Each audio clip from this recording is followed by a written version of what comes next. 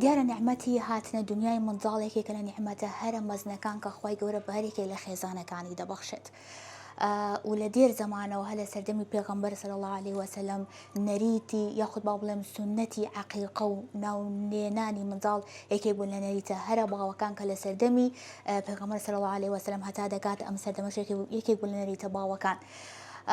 دیارە عەقیقە یاخود با بڵێم ناولێنانی منداڵ و سونەتی ناولێنانی منداڵ پێغەمبەر صلی الله عليه وسلم فەرمایشتی بەوە کردووە کە هەر لە کاتێک کە خێزانەکان منداڵێکیان لەدایک بوو فەرمایشتی کردووە بەوەی کە مەڵاشووی منداڵەکە بە خورما شیرین بکرێت. ئەم سونەتەش لە حوتەم ڕۆژی لەدایکبوونی منداڵەکە یاخود لە یەکەمین ڕۆژی لەدایکبوونی منداڵەکە یاخود لە چواردەهەمین ڕۆژی لەدایکبوونی منداڵەکەیە ئەمە دەکرێت. ئێمەش لەم ڕۆژەدا وەکو زیندووکردنەوەی ئەم سونەتە کە سونەتی ناولێنانی منداڵ یاخود با بڵێم عەقیقە هەستاوین بە دروستکردنی چێشت و خوانێک و پێشکەش بۆ میوانە بەڕێز و خۆشەویستانەی دەکرێت کە بۆ ئەم ئێوارەیە لای ئێمە بانگهێشت کراون. والذين يقولون ربنا هب لنا من أزواجنا وذرياتنا قرة أعين واجعلنا للمتقين إماما أولئك يجزون الغرفة بما صبروا ويلقون فيها تحية وسلاما. سرتا بناوی خوای گەورە و میێرەبان بە خەراتنی ئەم میوانە بەڕێزاناکەین. خوای گەورە و میێرەبا بە هەنگاوێ ناویانە چاکەیەکیان بۆ تۆما بکرێ و گوناهیشیان لێ بسرێتەوە ئینشاءڵڵا و قەڵامی عەفو بێنە بەسەر گوناهی هەموو لایەکماندا. بەڕێزان و خۆشەویستان، لێرەدا هەمومان بۆ یەکێک لە سنەتە جوانەکانی پێغەمبەری خوا صلی الله عليه وسلم کۆبوونەتەوە، ئەویش نامنانی مناڵە. ئێمە بەڕاستی خوای گەورە میهرەبان نیعمەتی زۆری پێبەخشیوین. ئەو نیعمەتانەی کە خوای گەورە بە ئێمەی بەخشیوە ئێمە زۆر جار قەدری نازانین. وَإِن تَعُدُّوا نِعْمَةَ اللَّهِ لَا تَحْصُوهَا. خوای گەورە میهرەبان دەفەرمێ ئەوەنە نیعمەتم پێداون لە ژماردن نایەت. یەکێک لەو نیعمەتانەی کە خوای گەورە میهرەبان بە ئێمەی بەخشیوە بریتیە لە منداڵ. ئەو منداڵەی کە بەڕاستی کە خوای گەورە میهرەبان کە لە قورئانی پیرۆزدا ئاماژەی پێکەوە دەفەرمێ المال والبنون زینەة الحیاة الدنیا. خوای گەورە میهرەبان ئەفەرمێ کە ئەم منداڵە بەخشم بەیەوە زینەتێکە، هەم ماڵیش و هەم منداڵی زینەتی جوانیەکە بۆ دنیا و ئەتوانی لە پاڵیشیا بۆ قیامەت ئیستیفادەی لێ بکەیت. ئەگەر ماڵێکت هەبێ ئەتوانی لە پێناوی خوادا سەرفی کەیت و بەهەشت بۆ خۆت مستەوگەر بکەیت. و هەروە ئەگەر منداڵێکیش ساڵحیشت هەبێ قورئان خوێن بێ، ئەهلی مزگەوت و جەماعەت بێ، ئەهلی خەیر و خەیرات بێ، ئەتوانێت تۆیش لە دنیادا و لە قیامەتیشا سەربەرز بکە. جا منداڵ کەم نییە. ئێستا زۆر جار دەبینی منداڵی کەسی وامان هەیە چەند ساڵێک منداڵی نابێت، عەوداڵە بە شوێن منداڵدا، ئەم شار و ئەو شارەکە، ئەم وڵات و ئەو وڵاتەکە بۆ منداڵێکی خوا پێ ببەخشێت. زۆر جار ئێمە هەوڵی ئەو دەین کە منداڵمان هەبێت، بەڵام ئەو منداڵە ئایا بزانی کە بە هەوڵی بۆ ئەدەین ئەتوانین پەروەردەیەکی جوانی بکەین.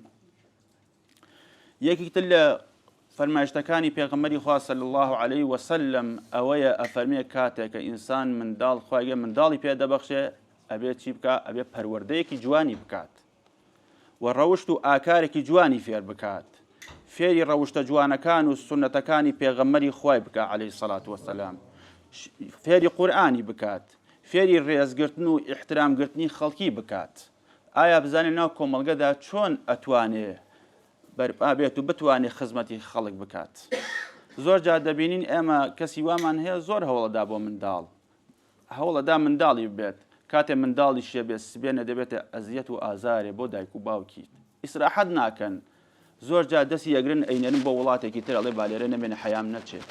بەڵام منداڵی واشمان هەیە زۆر ساڵحە، زۆر لەسەر خۆیە، زۆر هێمنە، زۆر یارمەتیدەری خەڵکیە، ئەتوانێت خزمەتی کۆمەڵگە بکە، خزمەتی دەوروبەر بکە، ئەتوانێت خزمەتی دەرهاوسەکانی بکە.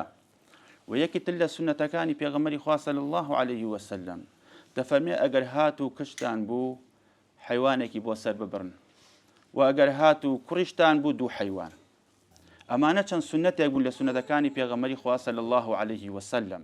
خوا گیانکە نەخۆشەیە خوا شفای و بنێری، خوا ڕەحم بە وڵات و نیشتیمانمان بکەی یا رب العالمین، خوا منداڵەکانمان ساڵحکەی، ئەوانش کە نیانە یا ربی خوای گەورە پێیان و بەخشی و عەتایان پێ بکەی یا رب العالمین. آمین آمین والحمد لله رب العالمین.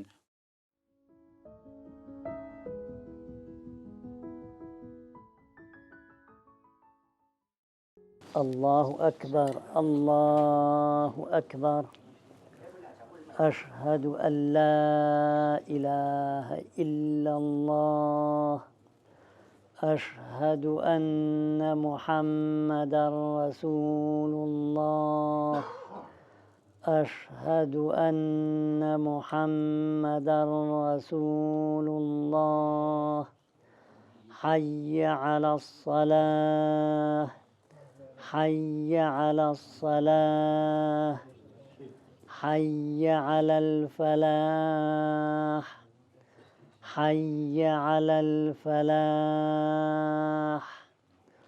الله أكبر الله أكبر لا إله إلا الله.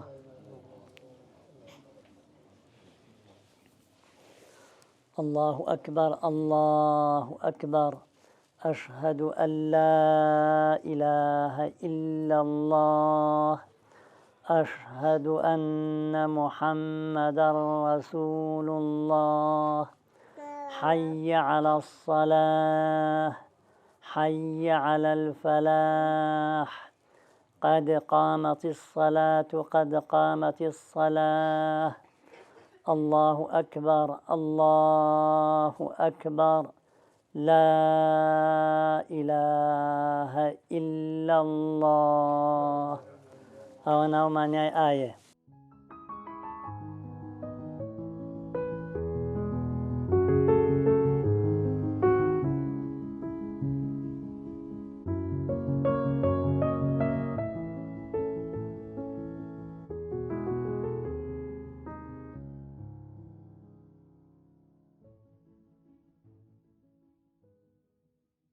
والصلاة والسلام على رسول الله صلى الله عليه وسلم.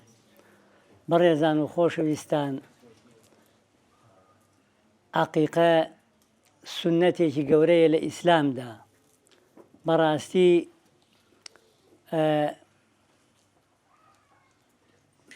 حکمەتی زۆری تایە. یەکێک لەوانە ئەم هەموو خزم و کەسوکارە کۆ ئەکرێتەوە، سیلەی ڕەحم تازە ئەکرێتەوە، خۆشەویستی بڵاو ئەبێتەوە. یەکێتر لە حکمەتەکانی ئەو مناڵە هەر بەهاتنی بۆ دنیا ئەم هەموو خەڵکە یەت و وەکو ڕێزێک بۆ ئەو مناڵە. بەڕاستی ئەمە سنەتێکی گەورەیە. جا ئەمڕۆ ئەم سنەتە لە ناو مسلمانانە زۆر کەم بۆتەوە. بە پێچەوانەکەیەوە عیدی میلاد و عیدی میلاد بەڕاستی هی مەسیحیە، هی مسلمان نییە. ئێستا کابرا مسلمانە پێنجپەزەر لە مزگەوتایە، حاجیە، مەلایە، مناڵەکەی وا ڕاهاتووە داوا ئەکا ئەڵێ عیدی میلادم بۆ بکەن.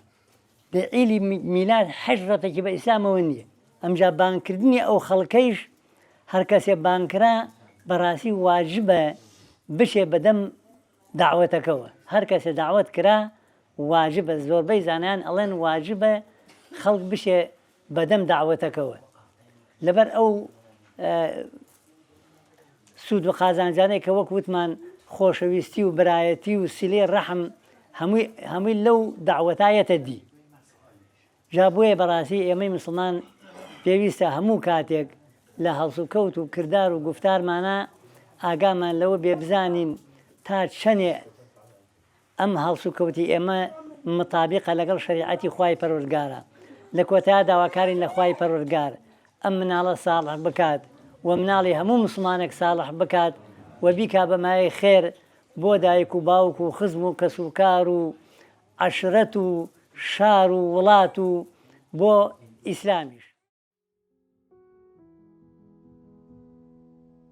سنەتی عەقیقە وایە کە ئەم سەری ئەم مناڵە ئەتاشین بە ئیزنی خوا ئەیکێشین بە زی و یا زێر ئەو شتانە کە لەبەر خاتری خوای پەروەردگار ساڵحبوونی ئەم منداڵە بەڕێزە ئیشاءڵڵا ئەیکەین بە سەدەقەی جاری بە سەدەقە بۆی لەبەر ئەوەی خوای پەروەردگار بەهۆی ئەم ڕێژە کەمەی قژیەوە ئیشاءڵڵا خوا ساڵحی کا بۆ ئایندەی بە ئیزنی خوای پەروەردگار.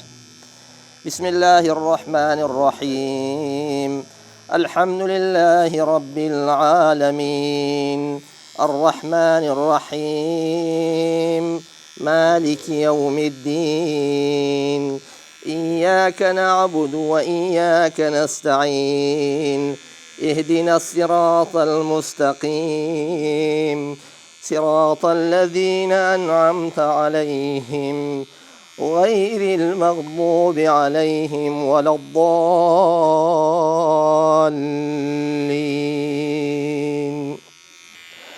ربنا لا تؤاخذنا إن نسينا أو أخطأنا ربنا ولا تحمل علينا إصرا كما حملته على الذين من قبلنا ربنا لا تؤاخذنا إن نسينا أو أخطأنا ربنا ولا تحمل علينا إصرا كما حملته على الذين من قبلنا ربنا ولا تحملنا ما لا طاقة لنا به واعف عنا واغفر لنا وارحمنا أنت مولانا فانصرنا على القوم الكافرين.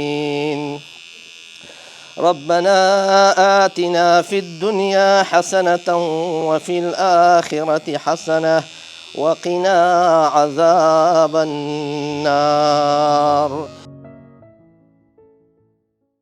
سەرەتا سپاسی خواکەین کە بە نیعمەتی مناڵ و خوشکێکی جوان ئێمەی بەسەر کردەوە. ئێمەش وەکو سپاسێک لە بەرانبەر نیعمەتەکانی خوا هەستان بە حەوتمکردن وەکو سنەتێک. ناوی خوشکە جوانەکەشمان ناوە ئایە واتە نیشانە و بەڵگە کە ناوێکی جوان و قورئانیە.